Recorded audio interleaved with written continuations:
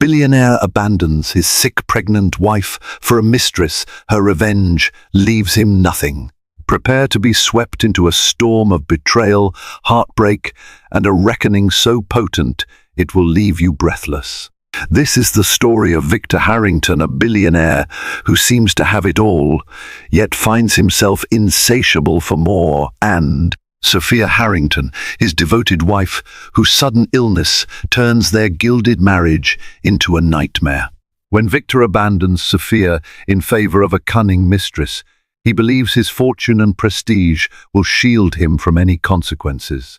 But Sophia has plans of her own plans that threaten to strip Victor of everything he treasures. Brace yourself for a tale of twisted loyalties, hidden truths, and the ultimate revenge. Victor Harrington was born to wealth, the third-generation heir of the Harrington banking and real estate conglomerate. From a young age, he had been groomed for power by his father, Edward Harrington, whose entire identity revolved around the company's legacy. The Harrington name carried weight in society circles, whispered reverentially at charity galas in Manhattan and high-stakes business meetings in London. As the only son, Victor was burdened with the expectation to not only continue the family dynasty, but to expand it into uncharted territories. Sophia Maxwell, by contrast, came from more humble origins. Raised in a middle-class family in upstate New York, she was the eldest daughter of Margaret and Thomas Maxwell, both public school teachers. Her upbringing was modest, but imbued with warmth. Weekends were often spent at the local lake, feeding ducks or volunteering at the community center. Sophia's gentle spirit belied a hidden reservoir of resilience, one that would become crucial later in her life. Their worlds collided at a charity fundraiser for the American Childhood Cancer Society, hosted at the Harrington Plaza Hotel in Manhattan. Sophia, working as an event coordinator, carefully arranged centerpieces and guided donors through the silent auction. Meanwhile, Victor, as the primary benefactor, swept through the crowd in a tailored Armani suit. Exuding an aura of power, he barely noticed Sophia at first, simply another staffer among hundreds. But when a guest's misplaced item caused a minor frenzy, Sophia stepped in with calm precision, resolving the issue within minutes. Victor, impressed by her composure and magnetic warmth, struck up a conversation. She had no idea who he was, which only intrigued him more. He was accustomed to sycophants who fawned over his name. She, on the other hand, seemed genuinely uninterested in his fortune. After the event, they shared a quiet moment on a balcony overlooking the New York skyline. There, in the crisp evening air, they spoke about everything from Sophia's dream of starting an arts program for underprivileged youth to Victor's responsibilities as the Harrington heir. Sparks flew, dancing between them with each gentle laugh or curious smile. By the end of the night, Victor found himself requesting her number, a bold move for a man who usually had to push admirers away. Within 6 months, their whirlwind romance culminated in an extravagant engagement. Society pages buzzed with speculation. Who was this unknown woman capturing the heart of the elusive Victor Harrington? The wedding that followed was grand, a merging of two worlds that seemed destined to thrive. In the soft glow of chandeliers, they exchanged vows, promising devotion and partnership. Oblivious to the storms that lay ahead, the early months of marriage brought unbridled joy.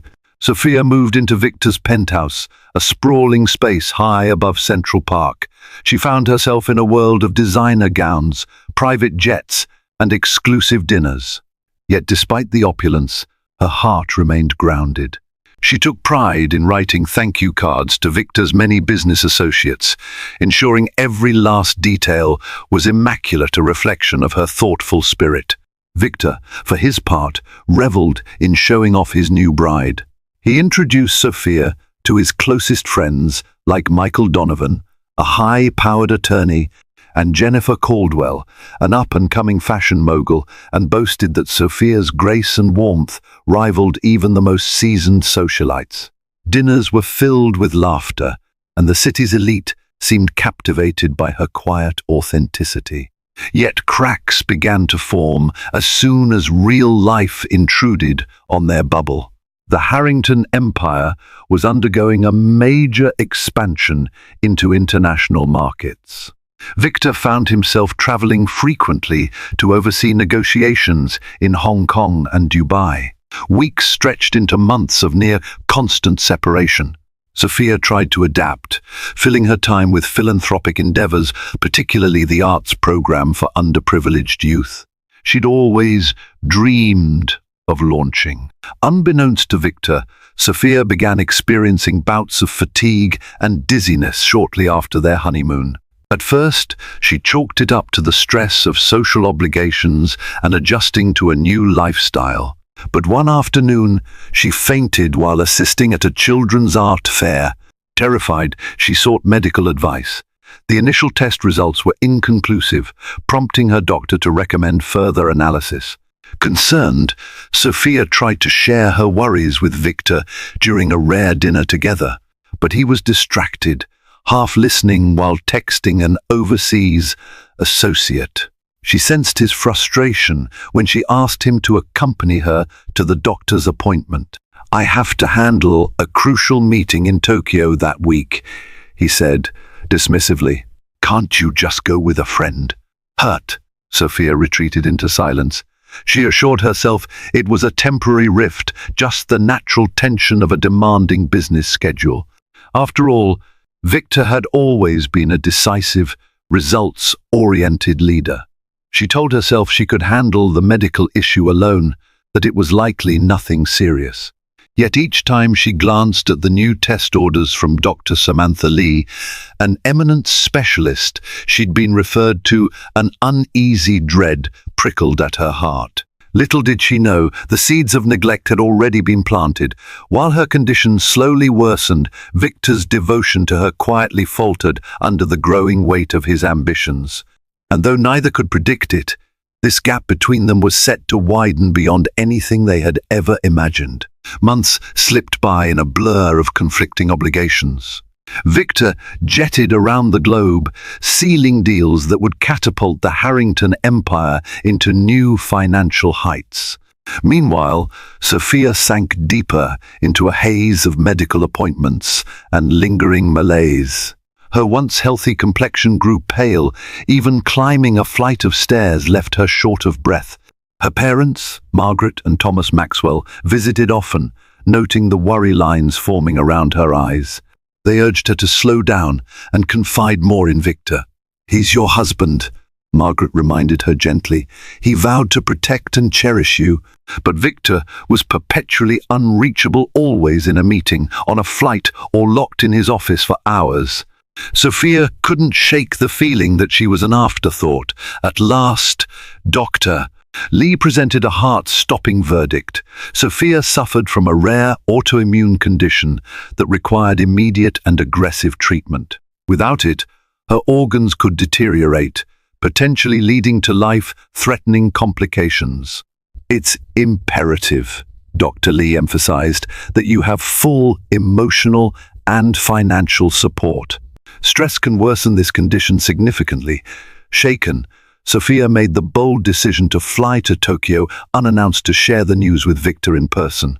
She navigated the bustling city alone, checking into a modest hotel to avoid drawing attention. The next day, she ventured to the Harrington Asia offices, only to be met by Anna Shimizu, Victor's local assistant, who politely informed her he was in a closed-door meeting. For over 4 hours, Sophia waited in a plush lobby, occasionally sipping tea and trying to quell her rising anxiety. When Victor finally emerged, a flood of relief washed over her. But that relief was short-lived. He barely concealed his annoyance at her unexpected arrival. "I'm in the middle of finalizing a multi-billion-dollar transaction," he snapped in hushed tones. Couldn't this have waited? Sophia stared at him, her hands trembling as she clutched the medical reports. "Victor, this isn't just a cold. The doctor said I need immediate treatment.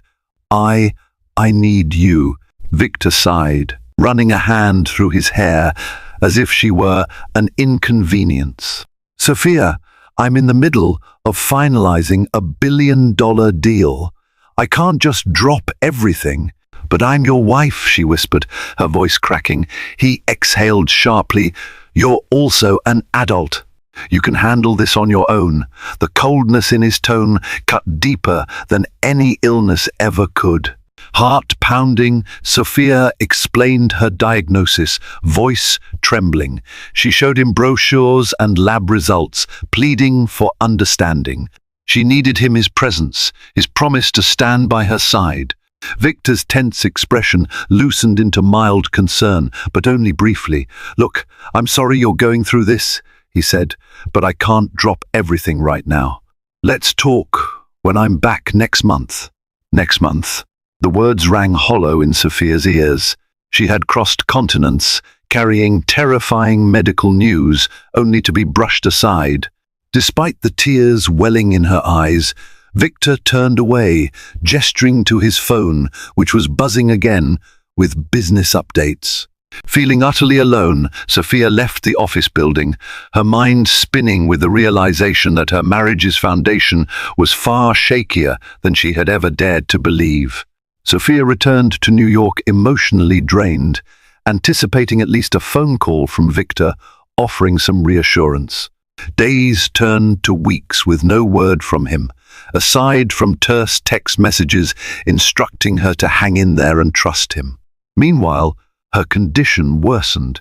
Dizziness and chronic fatigue became her new normal, yet she pushed on, determined to maintain a veneer of normalcy in the face of prying social circles. That was when she began hearing rumors about a striking woman named Alana Sinclair, an investor who had recently partnered with Harrington Industries in Hong Kong. Alana, a statuesque brunette rumored to hail from old British money, had been spotted dining with Victor at an upscale restaurant in Kowloon, their manner suspiciously intimate. Sophia brushed these whispers aside. Gossip in high society ran rampant, and she had more pressing concerns than idle chatter. Yet the rumors persisted. Michael Donovan, a family friend and lawyer, discreetly pulled Sophia aside during a charity event. "Listen," he said, his voice low to avoid being overheard by curious bystanders. "I'm hearing that this Alana woman is spending an awful lot of personal time with Victor. You might want to ask him directly." That night, in the quiet of the penthouse, Sophia mustered the courage to ask Victor point blank. He was home for a fleeting 48 hours before flying out again. While packing his suitcase, he seemed exasperated by the confrontation. "Alana is an important partner. We've secured major foreign investments through her. That's all," he declared, zipping his luggage shut. "You know how people love to invent scandals." Wanting to believe him, Sophia accepted his explanation. But the following morning, as she scrolled through her phone, she stumbled upon a tabloid photograph of Victor and Alana leaving a hotel in Hong Kong together at midnight. The headline was brutal, suggesting a torrid affair between the rising queen of finance and the newly distant Harrington heir. Trembling with betrayal, Sophia confronted him once more. This time, Victor's mask slipped. Instead of denial, she received anger. "Stop snooping into my affairs," he snapped. "I have enough stress closing deals without you playing detective." That night, Sophia scrolled through social media, her fingers numb as she found new photos of Victor and Alana, this time in Paris. The caption read, "Power couple spotted at exclusive charity gala." Her breath hitched. She recognized the diamond cufflinks Victor wore in the picture. They were her wedding gift to him. The memory of placing them on his wrists the morning after their honeymoon came rushing back, a cruel reminder of what they had once been. Sophia felt her throat tighten, words failing her. Victor, once the beacon of her dreams, now stood before her as a stranger. In his eyes, she saw neither regret nor empathy, just a cold finality that hinted he might be past the point of caring. The heartbreak was almost physical, an ache in her chest that matched the flare of pain she occasionally felt under her ribs, courtesy of her medical condition. By the time Victor left for his flight, Sophia was left sobbing on their empty bed, one trembling hand clutching the tabloid. She could no longer ignore the truth. She was sick and alone, and her husband was slipping through her fingers into the embrace of another woman. In the weeks that followed, rumors about Victor and Alana became a near constant presence in society columns. Every new photo, every cryptic hint, felt like another knife in Sophia's heart. Desperate to hold on to her dignity, she stopped reading the gossip pages altogether, focusing instead on her medical treatments and the modest philanthropic projects she managed to keep afloat. Her autoimmune disorder demanded a strict regimen, weekly infusions, potent steroids, and regular check-ins with Dr. Lee. The side effects were draining, and though her parents offered unwavering support, she yearned for Victor's presence.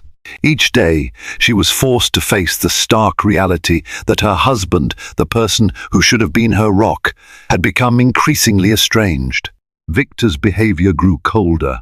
When he was in town, he stayed in his office until the early hours or claimed he needed to rest in the guest suite. Their once loving conversations dwindled to icy, perfunctory exchanges about finances or housekeeping. On the rare occasions they attended social functions together, he barely acknowledged her, gravitating toward potential business allies instead. Sophia found an unlikely confidant in Jennifer Caldwell, the fashion entrepreneur who was once enamored with the couple's fairy tale romance. Over coffee at a quiet Manhattan cafe, Jennifer softly admitted, "I've seen Victor with Alana. It's not just business, Sophia." Her eyes brimmed with sympathy. "I'm so sorry. I had hoped the rumors were baseless." It was a painful confirmation of what Sophia had already suspected. The next day, in a moment of desperation, she confronted Victor about his intentions for their marriage. "Are you ending this?" she asked, her voice trembling. "Tell me the truth." Victor, dressed in a sleek suit and checking his watch, hardly met her gaze. "Sophia, you're making this more complicated than it needs to be," he said flatly. "I need my freedom right now. I'm on the brink of major expansions, and all you do is cling to me with these medical issues." He brushed away her tears as if they were inconsequential. "You should just focus on your health. The attorneys will contact you about the separation details." Separation. The word echoed through the penthouse like a thunderclap. Sophia's heart pounded, her sense of reality spinning. She tried to plead with him, reminded him of their vows, the love they once shared. But Victor stared at her with a dispassionate coolness. "I've made up my mind," he said. "I'll make sure you're provided for." That was the final blow. After he left, Sophia sank onto the marble floor, sobbing. Her body shivered with anguish, but she also felt a sharp pang of fury. It was a slow, burning ember, one that would soon erupt into a plan more cunning than anyone could have imagined. Victor wasted no time formalizing his departure. Within days, Sophia received official paperwork from a high-profile divorce attorney named Daniel Lang, who was known for securing favorable terms for affluent clients. The documents laid out the proposed settlement, a respectable sum that Victor assumed would be enough to keep her comfortable. It was a cold, transactional approach that made Sophia's blood boil. They were discussing the end of a marriage, one that had begun with genuine love and promises of forever reduced to a sterile, legal procedure. Even more galling was the fact that the settlement was lopsided. Victor's empire, worth billions, would remain largely untouched, while Sophia would walk away with a small fraction. Word spread quickly among their social circle. Some took Victor's side, murmuring about his right to find someone more fitting to his high-paced lifestyle. Others pitied Sophia, though often from a distance, fearing reprisal from the powerful Harrington network. Her parents were livid, urging her to take Victor to court for a fair share of the fortune. But Sophia, reeling from heartache and battling a debilitating illness, felt too weary to fight, at least at first. Her health deteriorated further under the weight of stress. She began losing weight rapidly, her immune system seemingly at war with itself. Nights were spent vomiting, her body ravaged by the side effects of new medication. Alone in the penthouse, she struggled to pack up her belongings, anticipating the day she would be forced to leave. During a routine checkup, Dr. Lee, noticing Sophia's worsening condition, grew alarmed. "Stress is severely aggravating your autoimmune disorder," she warned. "You need rest, emotional support. You can't handle this alone." But alone was precisely what Sophia was. Victor had abandoned her for Alana, who was now rumored to be staying with him in a lavish suite in Hong Kong. Photographs showed them smiling at fashionable galas overseas. And now, with these divorce papers, he was cutting the final thread. The marriage was effectively over, and his legal team was pressing for a swift resolution. One bleak afternoon, Sophia found herself standing in the penthouse living room, gazing at the city skyline. Boxes lay half-packed around her, each one echoing the slow dismantling of her life. Tears slipped silently down her cheeks, but intermingled with sorrow was an emerging sense of resolve. She recalled every slight, every betrayal, and realized that the man who claimed to care for her had tossed her aside like an unwanted accessory. Her heart was battered, but not broken beyond repair. Something within her, an unfamiliar but powerful instinct, stirred to life. She might be sick, but she was not helpless. Taking a shaky breath, she placed the divorce papers on the coffee table and made a quiet vow to herself. She would not be destroyed. She would find a way to fight back. In the weeks following Victor's announcement, Sophia embarked on a journey of quiet strategy. She recognized that confronting him directly, especially while her health remained precarious, would be a losing game. His legal team was formidable, and he held almost all the cards. But while reviewing old emails and documents, she found a glimmer of an opportunity. Months earlier, Victor had asked her to sign a series of financial papers, claiming they were standard forms, granting her partial shares in an overseas venture. At the time, she had scrawled her signature without a second thought, eager to support her husband's business expansions. Now, flipping through those papers, she discovered a detail Victor had likely overlooked. She possessed a legitimate stake in a crucial segment of Harrington Industries' new global division. Most wives of billionaires rarely took an active interest in the intricacies of their husbands' business dealings. Sophia, however, had once managed finances for various charities, honing a keen eye for detail. She recognized that her ownership percentage, though not large, could potentially grant her leverage. She contacted an old friend, Thomas Reyes, a financial analyst who had helped set up her youth arts foundation. Together, they pored over the documentation for hours. "It's a chunk of equity in Harrington's Asia-Pacific real estate developments," Thomas explained. "It's not just minor shares, Sophia.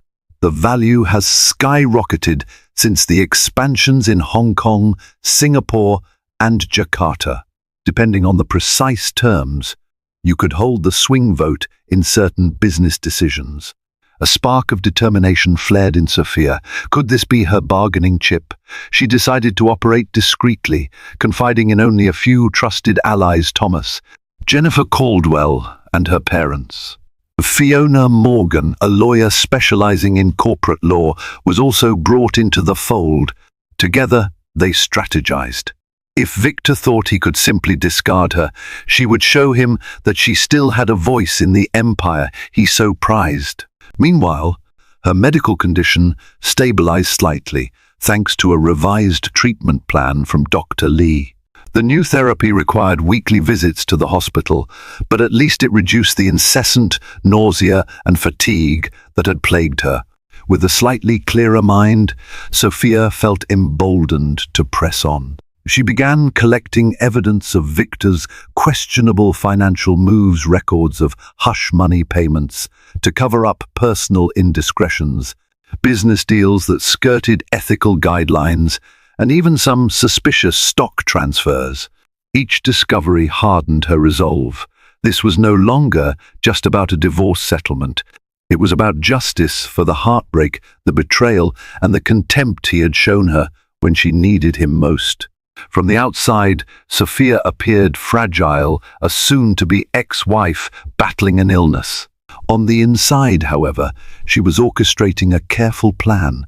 Step by step, she would use every resource, every connection, to ensure Victor Harrington paid dearly for discarding her in her time of greatest need.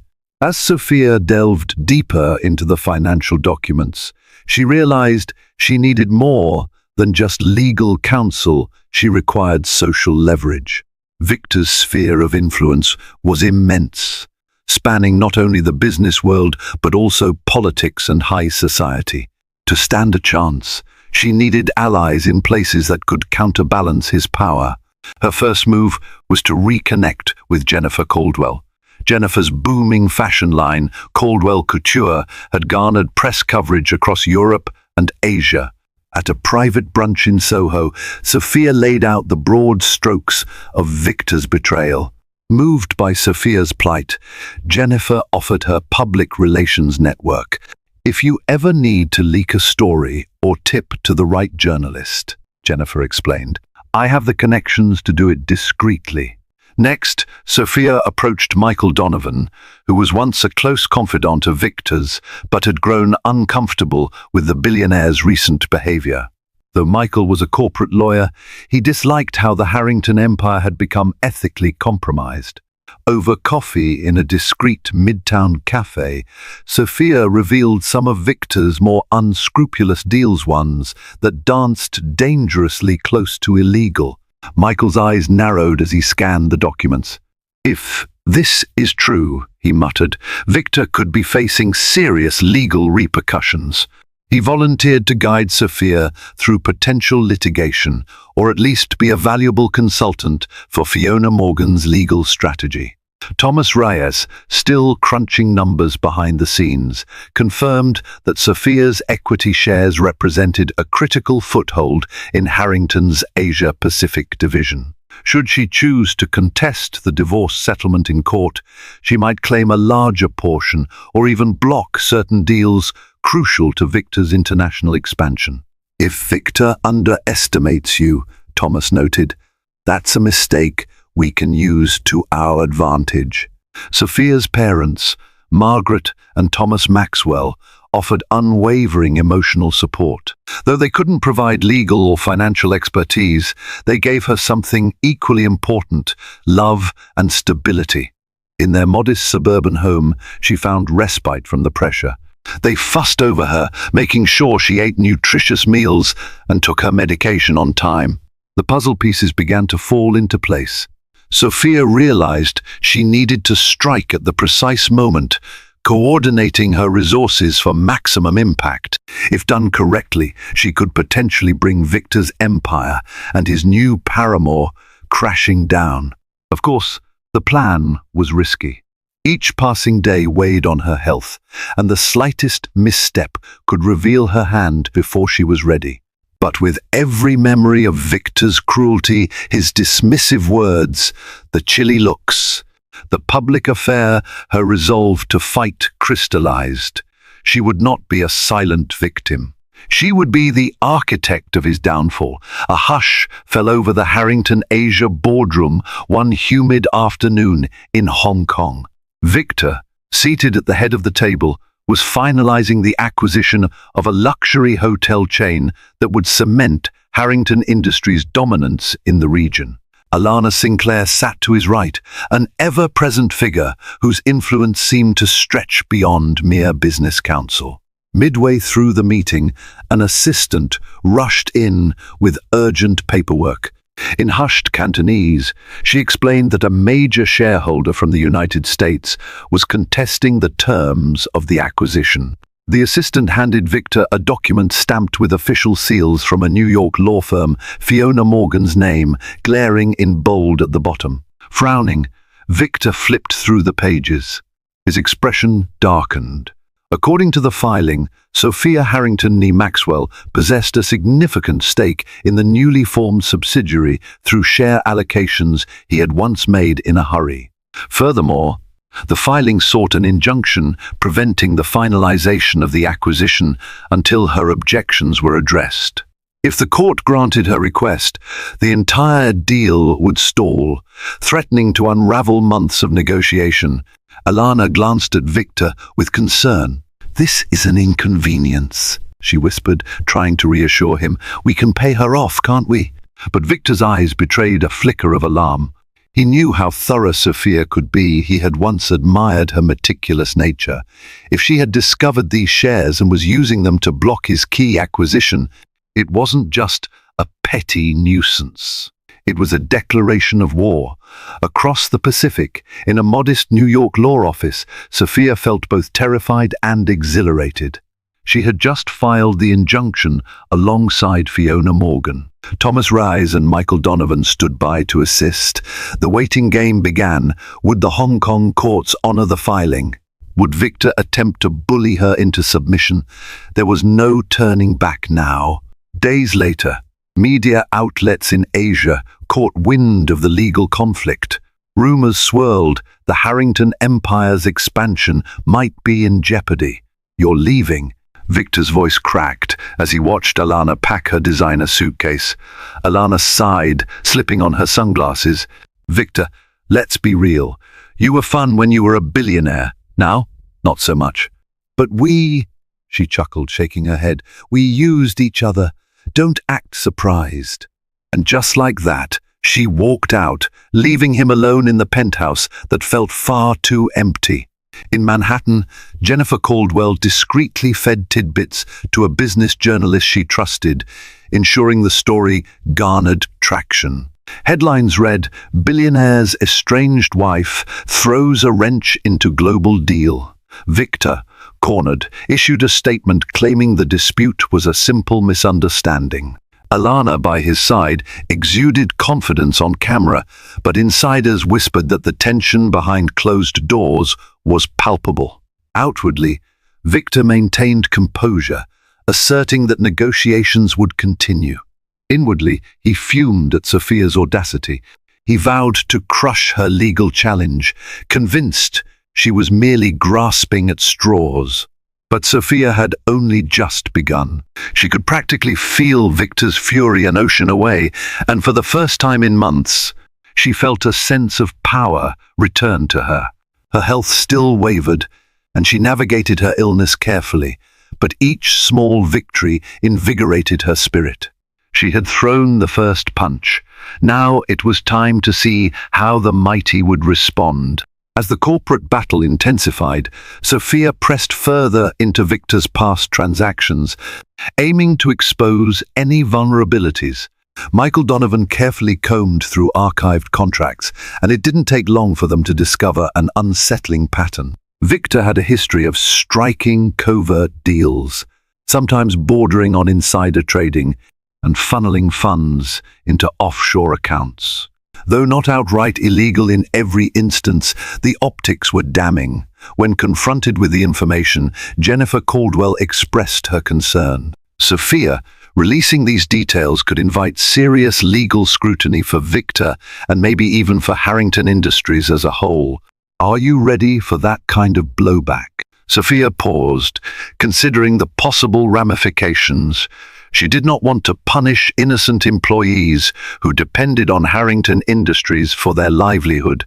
But the recollection of Victor's disdainful sneer, his mocking disregard for her health, and the humiliating way he paraded Alana had fueled a righteous anger. She was not out to harm the employees. She was out to make Victor face consequences for his transgressions, both personal and professional. Meanwhile, Victor's fury reached a boiling point. He spent hours on transatlantic video calls with his attorneys, trying to find a loophole to undo Sophia's share allocations. The memory of that casual day he'd asked her to sign off on the documents haunted him. He had assumed he was simply transferring small, meaningless percentages as a gesture of trust. Now, those percentages could derail his biggest acquisition yet. Caught in the crossfire, Alana began showing signs of impatience. She had her own ambitions tied to the success of these deals, hoping to use Victor's resources to expand her personal investment portfolio. Word in social circles suggested she pressured Victor to handle Sophia quickly, encouraging him to settle or strong-arm her legally.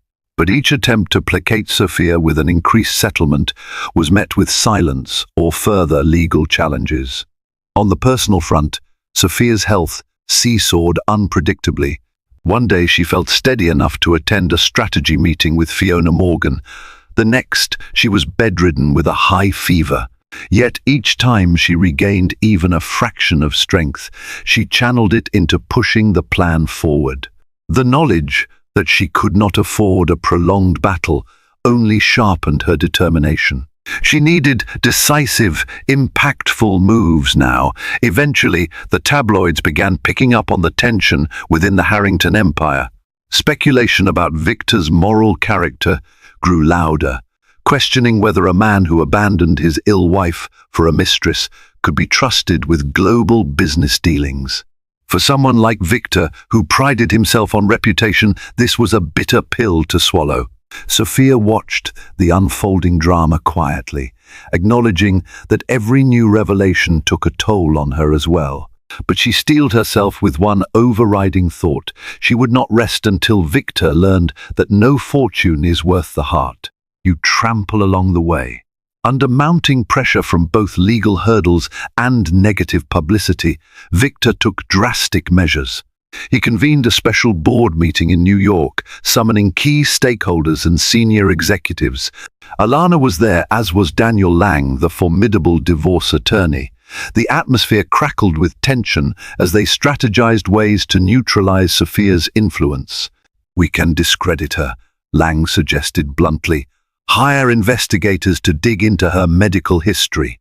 Paint her as unstable, unfit. If the court believes she's not mentally competent, it undermines her claims to those shares." Alana, seated beside Victor, nodded curtly. "And we can imply she's only doing this for a larger payout. Make it seem like she's extorting you." Victor stared down at the conference table, jaw clenched. Although their suggestions might be effective, something in him hesitated. A small, nagging voice reminded him of who Sophia used to be: her warmth, her sincerity. But that voice was drowned out by the desire to protect his empire. "Do whatever it takes," he finally said, shoving aside any remnants of guilt. Meanwhile, Sophia, blissfully unaware of these underhanded tactics, prepared for another trip to the hospital for a scheduled infusion. Her condition was stable for the moment, but Dr. Lee warned that the constant stress could trigger a relapse. After finishing her treatment for the day, she found a swarm of reporters waiting outside. Cameras flashed, and a flurry of questions erupted. "Mrs. Harrington, any comment on your husband's latest statement?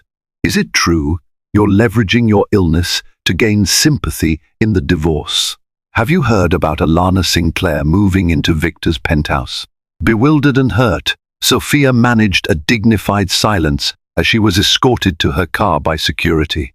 She realized then that Victor's camp had likely orchestrated this ambush, a calculated move to paint her as a manipulator seeking public pity. The cruelty of it took her breath away. Yet adversity only strengthened her resolve. That evening, she called a meeting with Thomas Reyes, Fiona Morgan, and Michael Donovan. Over a conference table in Fiona's office, they laid out a new plan: intensify their own media strategy, release carefully chosen financial documents that exposed Victor's questionable ethics, and time everything so it coincided with critical negotiations in Asia. "Victor thinks he can crush me," Sophia said, her voice quavering only slightly. "He believes I'm too weak to fight. But let's show him that I'm not going to fold under pressure." An eerie quiet followed her statement. In their eyes, she saw unwavering support. They were past the point of half measures. With Alana and Victor escalating their offensive, it was time to meet fire with fire. The collision course had been set, and only one side would emerge unscathed. Victor showed up at Sophia's townhouse unannounced, looking disheveled. His suit was wrinkled, his eyes bloodshot. "Sophia, we need to talk." His voice, once so cold, now held desperation. She crossed her arms, leaning against the doorframe. "Talk? Like how you talked to me when I begged for your support?" He swallowed hard. "I was wrong. I let things get out of control. No, Victor. You made a choice." Her voice was steady, unwavering. "And now you have to live with it." She shut the door in his face, leaving him standing in the cold.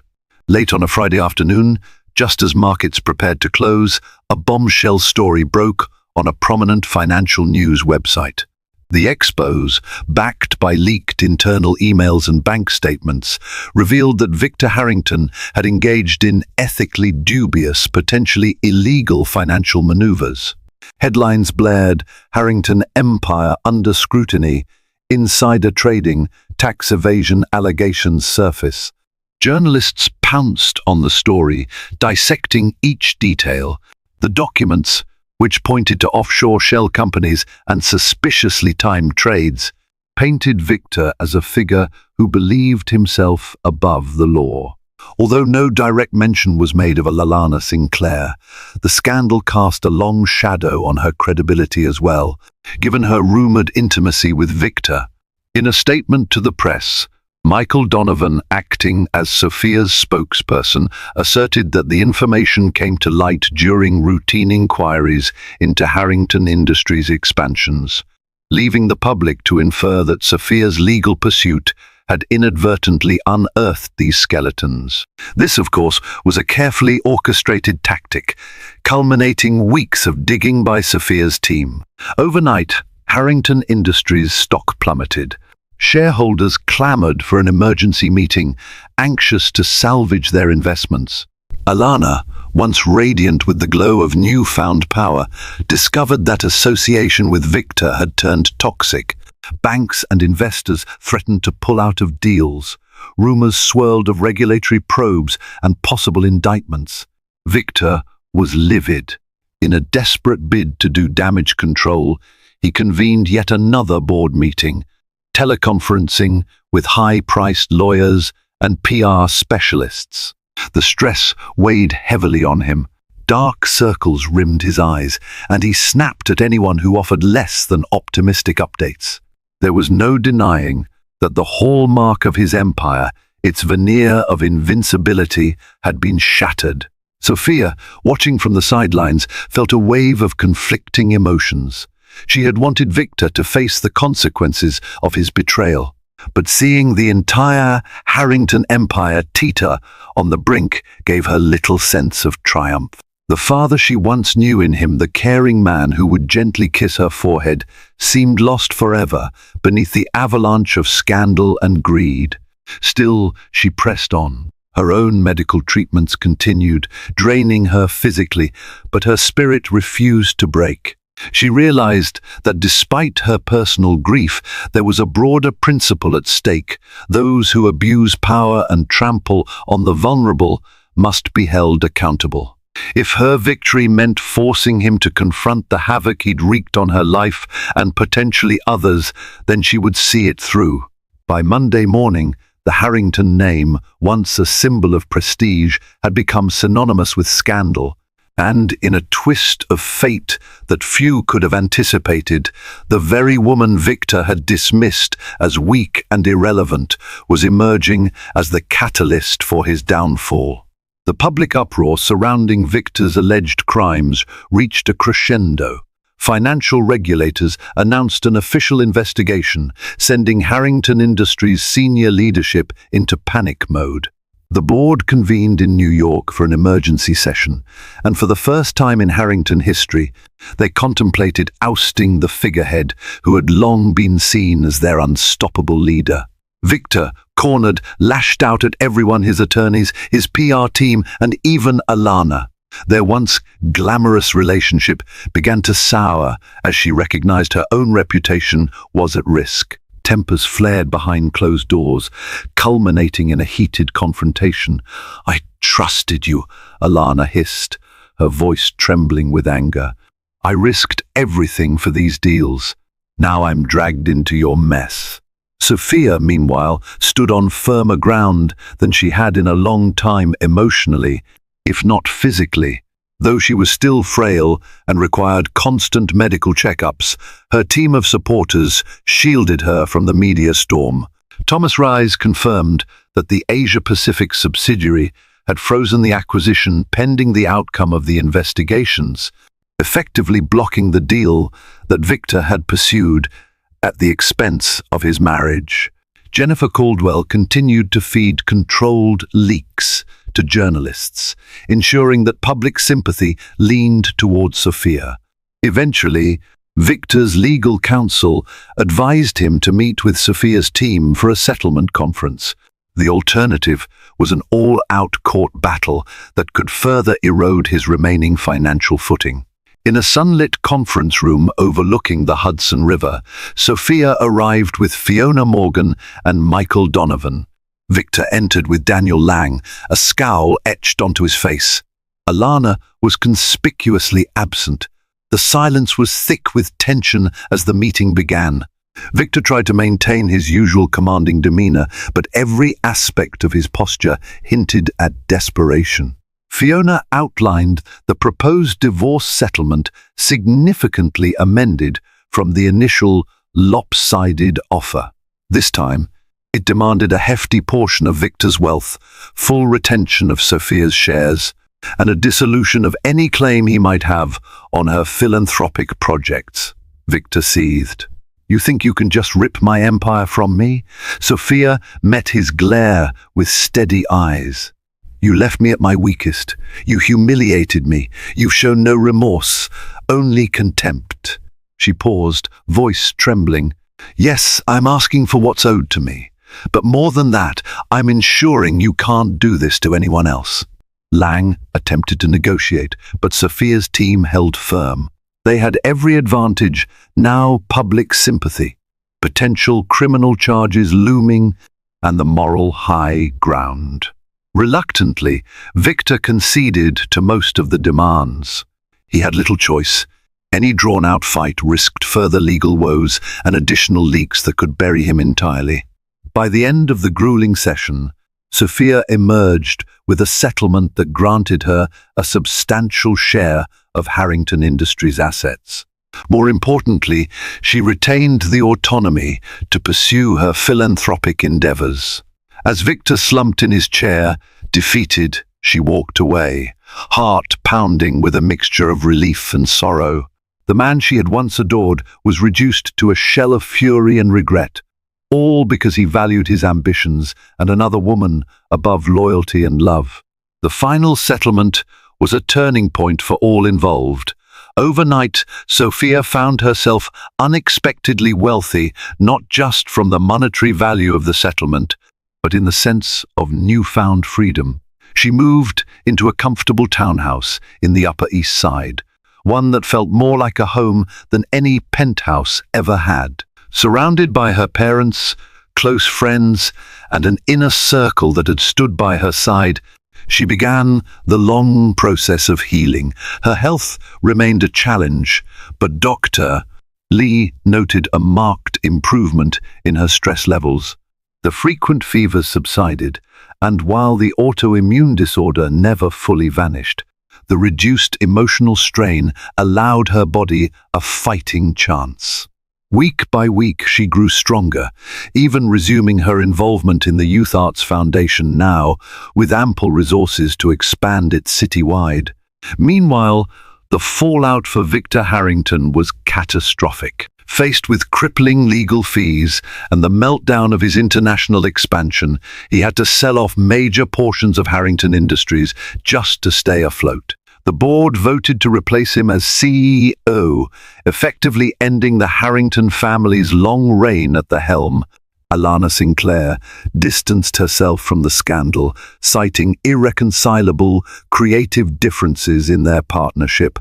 And rumor had it, she moved on to another wealthy investor in Europe. For a time, Victor tried to salvage what remained, but every day brought fresh humiliation lawsuits from shareholders, sensational headlines dissecting his downfall, and rumors that even longtime friends had turned their backs on him. He found himself alone in a smaller apartment overlooking the same city he once believed he controlled. The press hounded him, awaiting any sign of repentance or admission of guilt, but he remained silent. One crisp autumn morning, Sophia stood by her window, gazing at the amber leaves drifting onto the street. She clutched a mug of tea, contemplating her next steps. Beyond her philanthropic projects, she pondered writing a book about her experiences, transforming her pain into a cautionary tale that could help others facing betrayal and adversity. Jennifer Caldwell promised to connect her with a literary agent whenever she was ready. She thought about Victor for a fleeting moment. Despite everything, there was a lingering sorrow for the love they once shared, but that sorrow was tempered by the knowledge that he had chosen his path, and she had chosen hers. No longer burdened by resentment, she whispered a quiet goodbye to the man he used to be. Gathering her courage, Sophia left the townhouse to meet with her foundation's board members, stepping into the brisk air of a day brimming with possibility. She felt lighter than she had in years, buoyed by the realization that, though life could shatter us, it also offered the chance to rebuild. And rebuild she did, forging a new future from the ashes of betrayal. Through adversity, she discovered a strength she never knew she possessed, a strength that left her ex-husband with nothing but regret. In the end, Sophia Harrington's quiet determination proved far mightier than her husband's billions. What began as a tragic story of abandonment and heartbreak evolved into a testament of resilience, courage, and the power of forging your own destiny. Even as Victor's empire crumbled under the weight of deceit, Sophia rose from the rubble, transformed from a forsaken spouse into a triumphant architect of her own future. Her journey reminds us that love means standing by someone in sickness and in health, and when one partner fails in that promise, the betrayed can discover untapped reserves of strength. If this tale of betrayal, heartbreak, and ultimate redemption resonated with you, please like, share, and subscribe to our channel. Your support ensures we can continue bringing you stories of resilience and empowerment. Let us know in the comments, do you believe revenge can be just? We look forward to hearing your thoughts and sharing more riveting stories soon.